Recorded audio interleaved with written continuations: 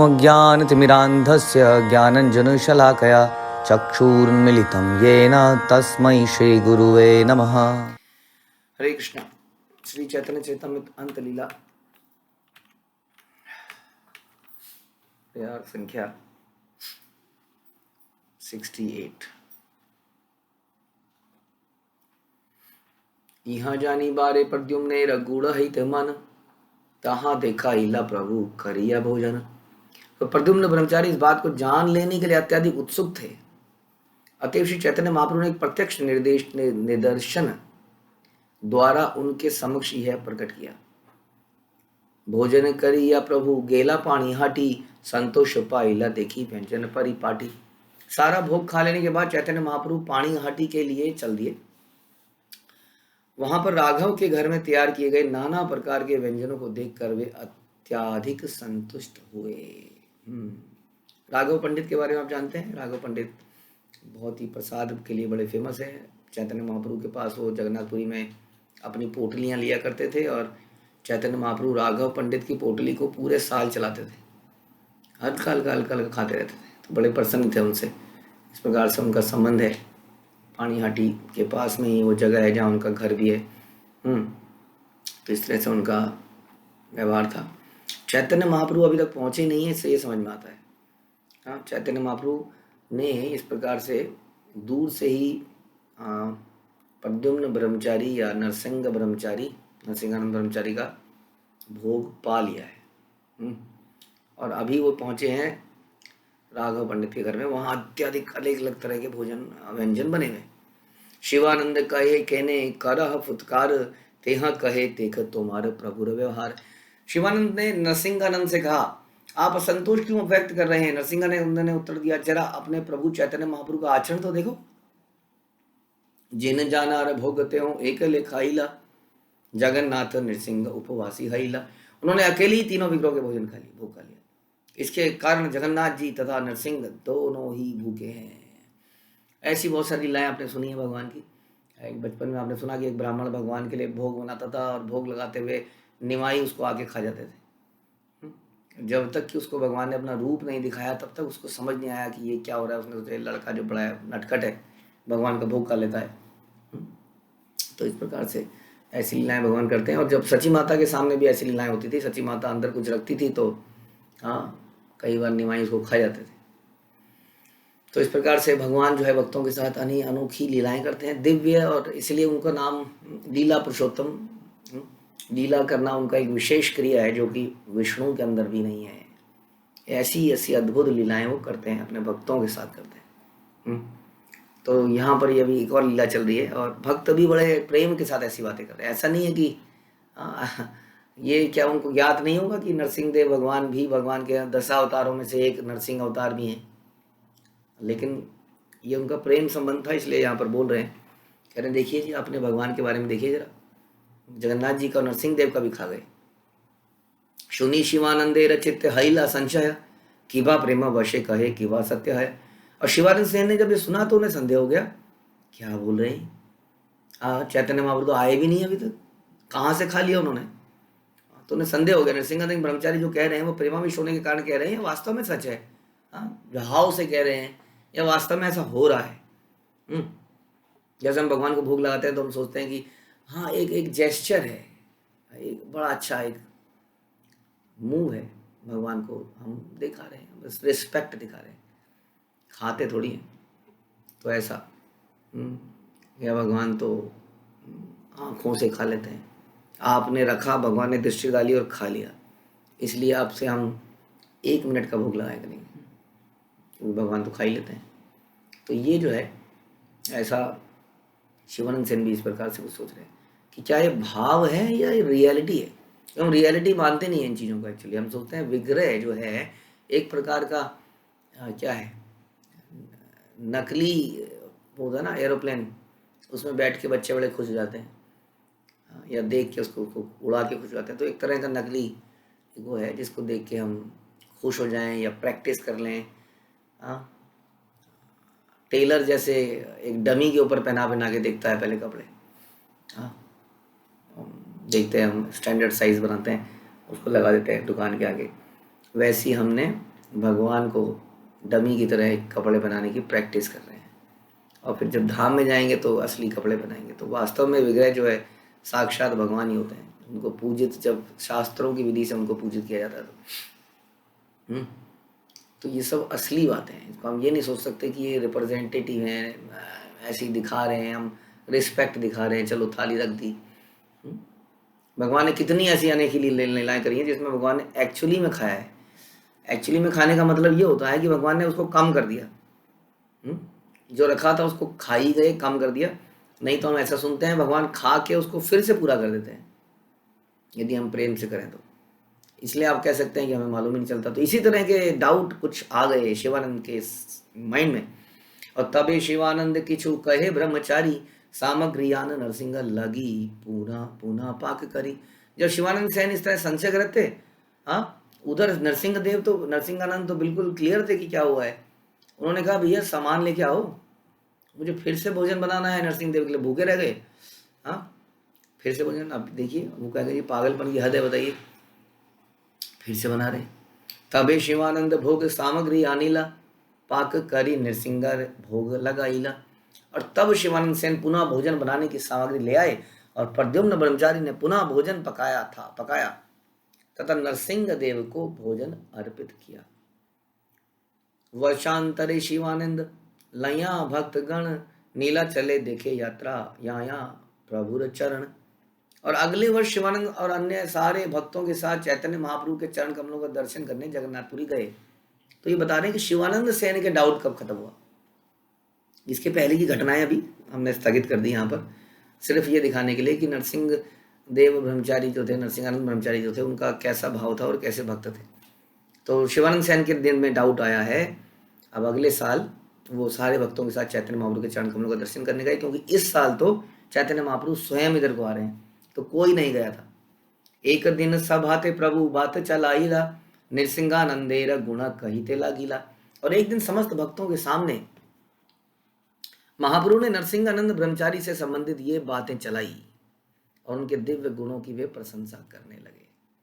हाँ, तो क्या बोले, गत वर्ष पौष मोरे कराई भोजन कबू नाही खाई ऐसे ऐसे मिष्ठान व्यंजन। महाप्रभु ने कहा पिछले साल पौष महीने में जब नरसिंहानंद ने मुझे खाने के लिए तरह तरह की मिठाइयाँ और सब्जियां दी तो इतनी उत्तम थी कि इसके पूर्व मैंने ऐसे व्यंजन कभी नहीं खाए थे। शायद इसीलिए नरसिंह भगवान कभी खा गए। हाँ, तो अब ये शिवानंद, अब बाकी लोगों को क्या समझ में आ रहा है, खिलाई होंगी कभी पिछले साल, हाँ, लेकिन अब शिवानंद सेन तो इसी घटना को दिमाग में लिए बैठे थे। हाँ, और इस तरह भी हो सकता है कि उसके बाद जब महाप्रभु वहाँ पर आए तो नरसिंह देव नंद ब्रह्मचारी ने कभी मौका ही ना मिला हो। तो ही इज क्लियर शिवानंद कि उसी समय खिलाया था, उसके बाद खिलाया नहीं था, उसके बाद ऐसा कोई मौका नहीं आया। और महाप्रभु कह रहे हैं उन्होंने मुझे मिठाइयाँ खिलाई। सुनी भक्त गण मने आश्चर्य मानीला शिवानंदेर मने तबे प्रत्यय जन्मिला। और सब आश्चर्यचकित रह गए और शिवानंद को विश्वास हो गया कि वो घटना सही थी। हाँ, उनको तो पता है ना कब खिलाया था, बाकी हो सकता है कब खिलाया था पता नहीं चल रहा। महाप्रभु चुपके से चले गए थे कि अगर, हाँ, कई बार ऐसा होता है ना, भक्त लोग चुपके से बुला लेते हैं, तो उन्होंने चुपके से बुला लिया होगा, अकेले अकेले खिला दिया होगा। सब सोच रहे हैं कब कब कब, लेकिन शिवानंद सेन को क्लियर है कब खिलाया था, क्योंकि उनके साथ ये घटना हुई थी। तो उनको विश्वास हो गया कि यह घटना सही थी। ये हमारी बहुत बड़ी समस्या है कि हम संतों की वाणी पे विश्वास नहीं करते हैं, अखबार में कुछ छप जाए तो विश्वास कर लेते हैं, हाँ, टीवी में अगर कोई न्यूज़ आ जाए तो विश्वास कर लेते हैं। हमने खुद देखा, जब एक ज़माने में हम टीवी देखा करते थे, एक ऐसा टीवी था उसमें ऐसी ऐसी ऊट पटांग न्यूज़ आती थी और वो बड़ा फेमस हो गया, क्योंकि ऊट पटांग न्यूज़ सुन के बड़ा मज़ा आता है लोगों को। उनका कोई सर पैर नहीं होता था, कोई भी आके कोई घटना सुना दे अगर, बस वो घटना छप जाएगी। उसमें एक आदमी का उसमें दिखाई जी 6 अंगूठे हैं, अरे देवता प्रकट हुआ है, देवता प्रकट। एक एग्जाम्पल दो जरा, कुछ कुछ ऐसा हो ही जाता है किसी के अंगों में, कुछ कुछ निकल ही आता है। कई बार कुछ कुछ घटनाएं छपती रहती हैं अखबारों में और टीवी चैनल्स में, और हम उसको सत्य मानते हैं, लेकिन संतों की बात जो शास्त्रों से बोलते हैं उसको सत्य नहीं मानते। ऐसा थोड़ी होता है भगवान खाते हैं, लेकिन ऐसा हो जाता है कि जो ये छाप देते हैं, ये बहुत बड़ा एक, आप जहाँ सोच नहीं सकते ये कितना बड़ा एक षड्यंत्र है। ज़बरदस्त संसार में जो चलता है, लोगों के व्यूज़ को कैसे इम्पैक्ट किया जाए, न्यूज़ इस तरह की डाली जाती हैं कि आदमी बिल्कुल डिफरेंट सोच का हो जाता है।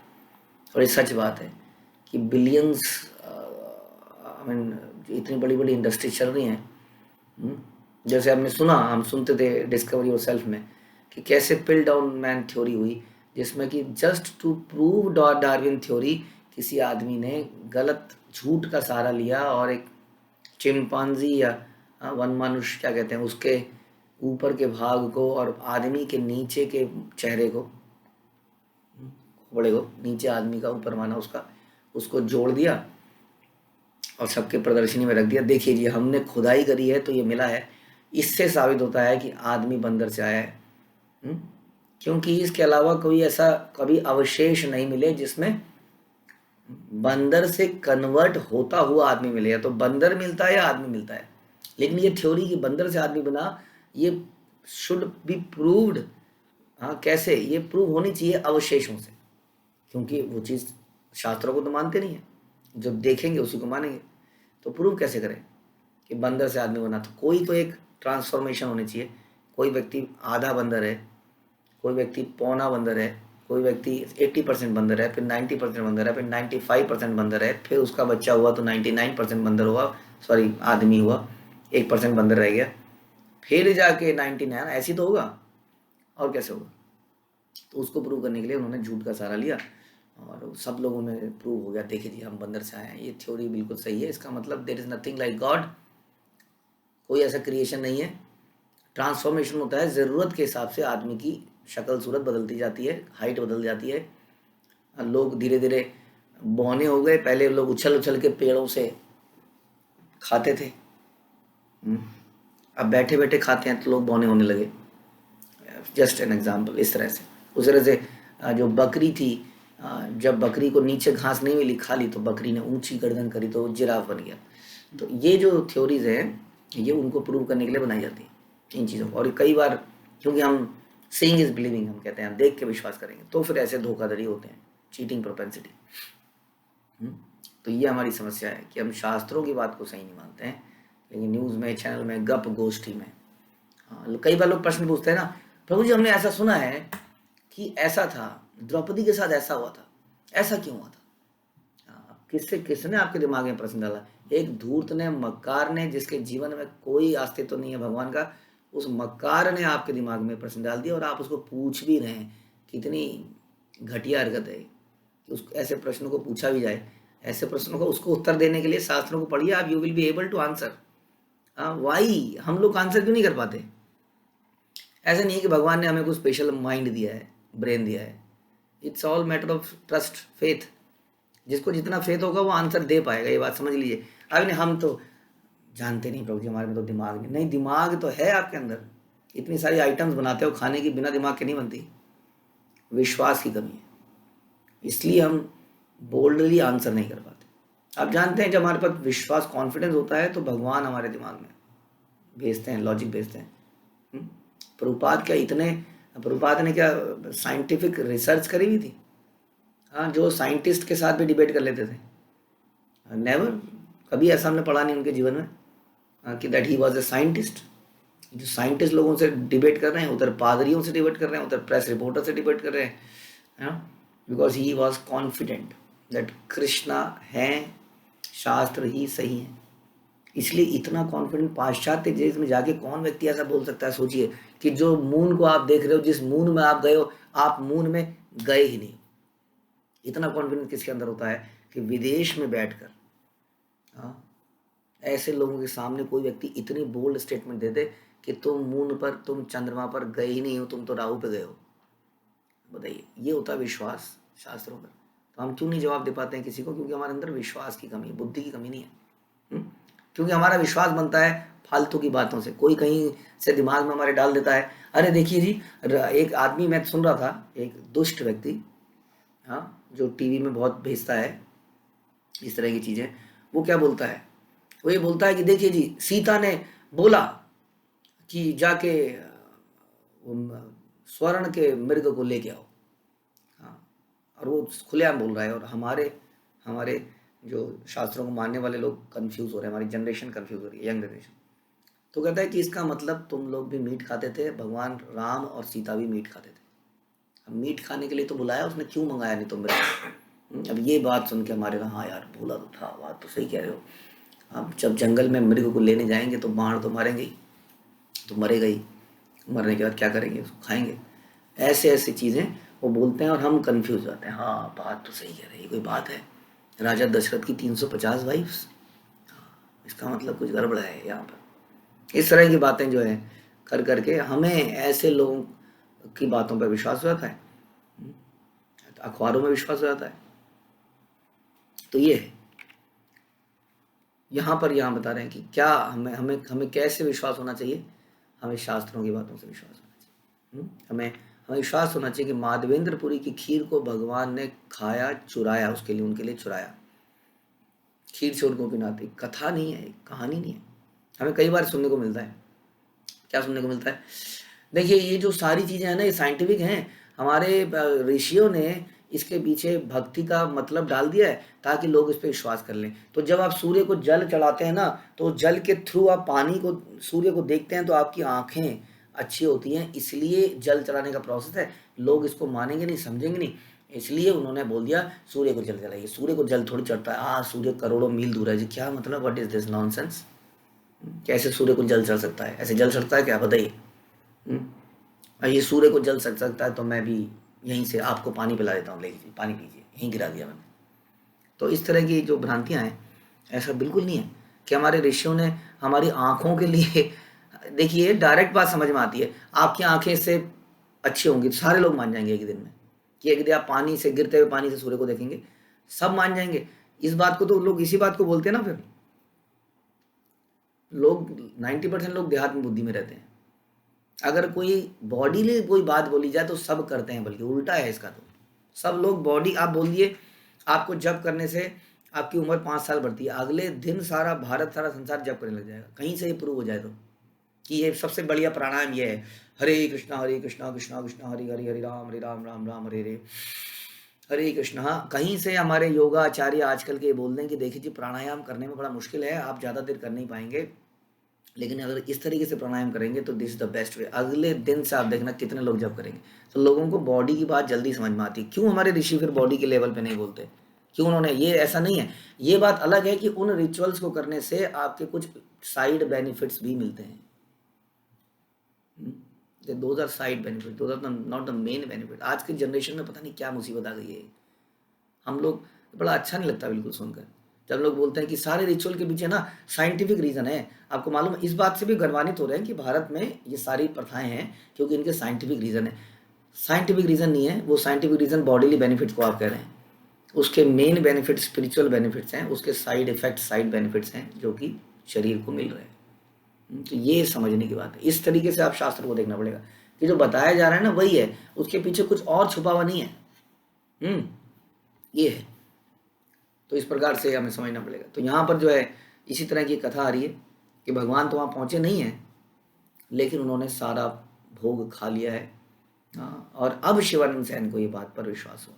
यही मत सचि गृह सतत भोजन, शिवा सेरा गृह करे न कीर्तन दर्शन।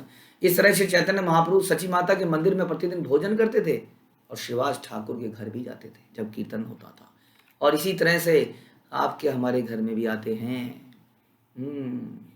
जहाँ जहाँ मेरे भक्त मेरा कीर्तन करते हैं, गुणगान करते हैं, वहाँ वहाँ मैं आता हूँ। लेकिन जहाँ जहाँ मेरे भक्तों की निंदा होती है वहाँ मैं कभी नहीं आता हूँ। इसका मतलब यही सोचिए, आप क्या अपने घर में भगवान को बुलाना चाहते हैं वास्तव में, तो हमें कीर्तन गुणगान करना होगा। तो इस तरह से महाप्रभु आते थे।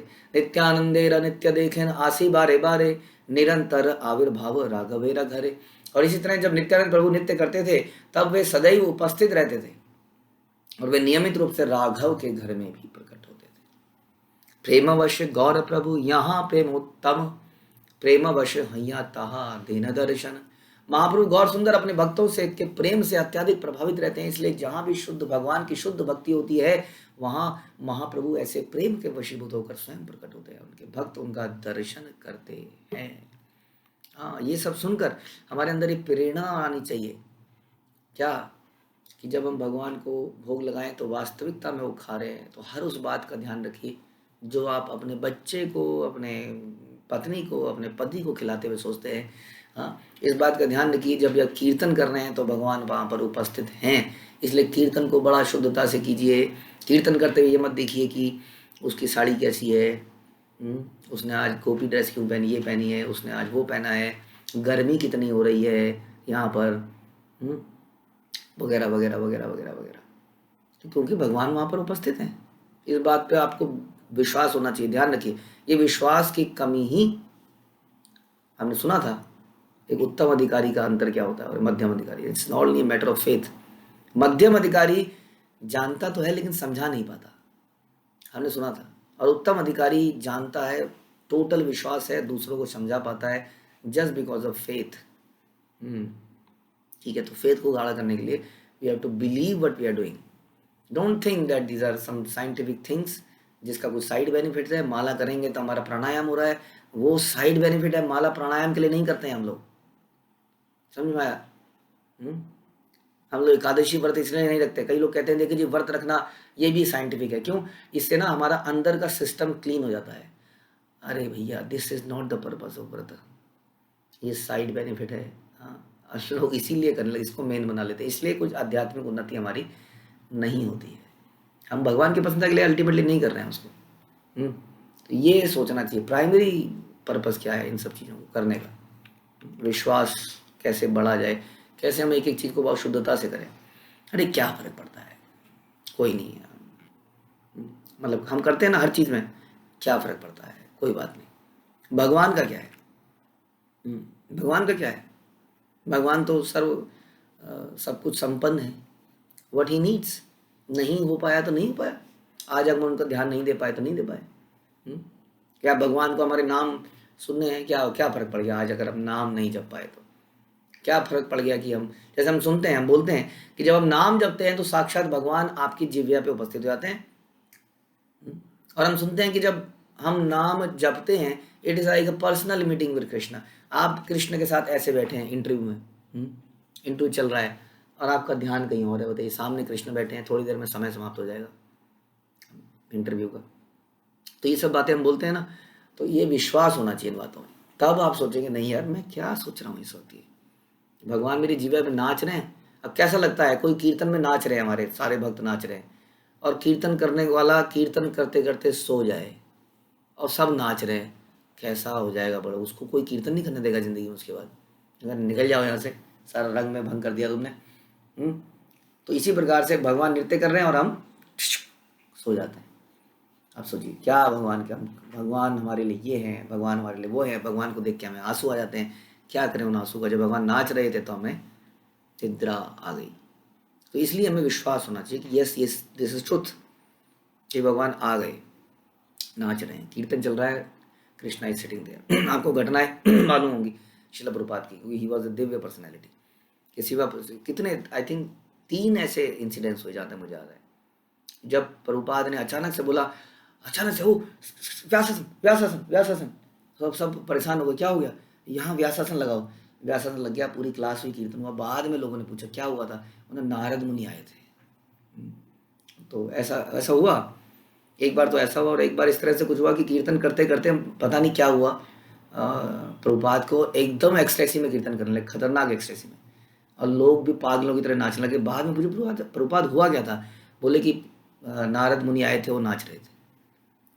तो उनको उनकी एक्साइटमेंट के लिए वो और जोर से, तो he was able to see it is not important कि हमें भी दिखे, क्योंकि आचार्यों ने देखा है। Why you want to see? आपकी हमारी क्वालिफिकेशन आ गई ऐसी, बट हमें बिलीव होना चाहिए इसके ऊपर कि यस उन्होंने देखा। क्या अभी भी आप अखबार पे पढ़ी हुई बात पे विश्वास करेंगे? क्या अखबार छापने वाला, लिखने वाला कोई दिव्य पर्सनैलिटी है क्या ऐसा? या प्रिंटिंग प्रेस के अंदर कोई ऐसी स्पेशल क्वालिटी है? क्या है उसमें ऐसा, बताइए। कौन लोग हैं वो? क्या उनका पर्पज़ है? क्या उनका पर्पज़ पैसा कमाना है या कुछ और है? क्या वो अखबार सोशल कॉज के लिए छाप रहे हैं? इसीलिए उसमें नंगे नंगे लोगों को छापते हैं। हाँ, किस लिए छापते हैं नंगे लोगों को? ताकि अखबार ज़्यादा बिके। तो बताइए क्या है? ऐसे लोगों की न्यूज़ पे बिलीव करेंगे लेकिन इस पे बिलीव नहीं करेंगे। तो महाप्रभु गौर सुंदर अपने भक्तों से ऐसी ऐसी जगहों पर होते हैं, बता रहे हैं यहाँ पर। प्रेमवश गौर प्रभु यहाँ प्रेम उत्तम, प्रेमवश हैया तहाँ देन दर्शन। महाप्रभु गौर सुंदर अपने भक्तों के प्रेम से अत्यधिक प्रभावित रहते हैं, इसलिए जहां भी भगवान की शुद्ध भक्ति होती है वहां महाप्रभु ऐसे प्रेम के वशीभूत होकर स्वयं प्रकट होते हैं और उनके भक्त उनका दर्शन करते हैं। शिवानंदेर प्रेम सीमा के कही ते पारे, यहाँ यार प्रेम वश प्रभु ऐसे बारे बारे। शिवानंद सेन के प्रेम व्यवहार से प्रभावित होकर श्री चैतन्य महाप्रभु बारंबार आए, इसलिए उनके प्रेम की सीमा का अनुमान भला कौन लगा सकता है। यही तक ही लो गौरेर आविर्भाव, यहाँ यही सुने जाने चैतन्य प्रभाव। इस तरह मैंने चैतन्य महाप्रभु के आविर्भाव का वर्णन किया है। जो भी इन घटनाओं के विषय में सुनता है वो महाप्रभु के दिव्य ऐश्वर्य को समझ सकता है। पुरुषोत्तम प्रभु पाशे भगवान आचार्य, परम वैष्णव तेहूं सुपंडित आर्य। जगन्नाथपुरी में श्री चैतन्य महाप्रभु की संगति में भगवान आचार्य रहते थे। भगवान आचार्य जो निश्चय ही भद्र विद्वान तथा महान भक्त थे। प्रभुपाद कह रहे हैं भगवान आचार्य के लिए, उनके विवरण के लिए आदि लीला को पढ़ सकते हैं हम, 10वां उसका अध्याय और प्रयास संख्या 136। संख्य भाव क्रांत चित्त गोप अवतार, स्वरूप गोसाई सह सख्य व्यवहार। वे ईश्वर के साथ सख्य भाव में निमग्न रहते थे। वे ग्वाल बाल के अवतार थे और स्वरूप दामोदर गोस्वामी के साथ उनका व्यवहार अत्यंत मैत्रीपूर्ण था। देखिए यहाँ पर साफ साफ लिखा गया कि वो साख्य भाव के में निमग्न रहते थे। दैट डज नॉट मीन कि वो दास्य भाव में नहीं थे। ऐसा हम पहले भी डिस्कस कर चुके हैं कि कोई भी भगवान के साथ रिश्ता वो अल्टीमेटली सर्वेंट और स्वामी का है, मालिक का है। और वो सर्वेंट हम एज अ फ्रेंड रह सकते हैं, as a friend we have to serve him, as a wife और as a lover we have to serve him, as a parent we have to serve, हमें उनको सर्व करना है। तो ऐसा कुछ यहाँ पर था। बता रहे भगवान आचार्य के बारे में कि कैसे उनका साख्य भाव था, लाइक फ्रेंडशिप, उनका फ्रेंडशिप का था, क्योंकि वो ग्वाल बाल के अवतार थे। एकांत भावे आश्रिया छेन चैतन्य चरण, मध्य मध्य प्रभुर तेहूं करे न निमंत्रण। उन्होंने चैतन्य महाप्रभु के चरण कमलों की पूरी तरह से शरण ले रखी थी। ये देखिए शरण भी बता रहे हैं और मित्र भी बता रहे हैं। कभी कभी वे महाप्रभु को अपने घर पर भोजन करने के लिए निमंत्रित करते थे। घरे भात करी करेन विविध व्यंजन, एकल एगो साई लैया करान भोजन। भगवान आचार्य अपने घर में नाना प्रकार के चावल सब्जियां तैयार करते थे और महाप्रभु को अकेले खिलाने के लिए अपने घर पर ले आते थे। सामान्यतः जो लोग श्री चैतन्य महाप्रभु को भोजन पर बुलाते हुए सर्वप्रथम भगवान जगन्नाथ को भोजन अर्पित करते थे और उन्हें शेष प्रसाद खिलाते थे, किंतु भगवान आचार्य उन्हें जगन्नाथ जी के भोजन का शेष प्रसाद देने के बदले अपने ही घर पर भोजन कराते थे। उड़ीसा में भगवान जगन्नाथ को अर्पित किया जाने वाला भोजन प्रसादी कहलाता है और जो भगवान जगन्नाथ को अर्पित नहीं किया जाता वो आमानी या घर भात कहलाता है। तो ये तो स्वयं भगवान थे, तो भगवान को साक्षात भोग लगाया जा सकता है, क्योंकि he was a firm believer कि Chaitanya Mahaprabhu is Krishna himself. There is no need कि हम जगन्नाथ जी को भोग लगाएं पहले। तार पिता विषय बड़ शतानंद खान, विषय विमुख आचार्य वैराग्य प्रधान। भगवान आचार्य के पिता का नाम था शतानंद खान, जो दक्ष राजनीतिज्ञ थे, जबकि भगवान आचार्य की राज प्रबंधक में तनिक भी रुचि नहीं थी। इस तरह की इनको उपाधियां देते थे। लेकिन समझ नहीं, मुस्लिम थे ये लोग। मुस्लिम लोग उस वक्त ऐसे लोगों को मलिक बोल दिया, किसी को क्या क्या सॉरी दबीर खास, हाँ, इस तरह की उपाधियां और इस तरह के नाम देते थे, रूप और सनातन को जैसे मिले। तो यहाँ पर भी इनको क्या मिला, शतानंद खान, राजनीति में बड़े दक्ष थे। इनकी रुचि लेकिन भगवान आचार्य की बिल्कुल भी नहीं थी, वो वैरागी जैसे थे। गोपाल भट्टाचार्य नाम तार छोट भाई, काशी ते वेदांत पढ़ी गेला गेला तार ठाई। भगवान आचार्य के भाई ने, जिसका नाम गोपाल भट्टाचार्य था, बनारस में वेदांत दर्शन का अध्ययन किया और अब वह भगवान आचार्य के घर लौट आया। तो ये है वेदांती। वेदांती लोग अक्सर भगवान के भक्त नहीं बन पाते हैं, लेकिन वाराणसी में भगवान ने सबको बना दिया था। बट जनरली क्योंकि ये कुछ ज्ञान में ही इतने खो जाते हैं, गुत्थियाँ सुलझाने में, कि वो भक्ति कर ही नहीं पाते। जैसे साइंटिस्ट हमारी गुत्थियाँ सुलझाने में इतने कन्फ्यूज्ड हो गए हैं कि वो सारा उम्र उसी में निकल गई।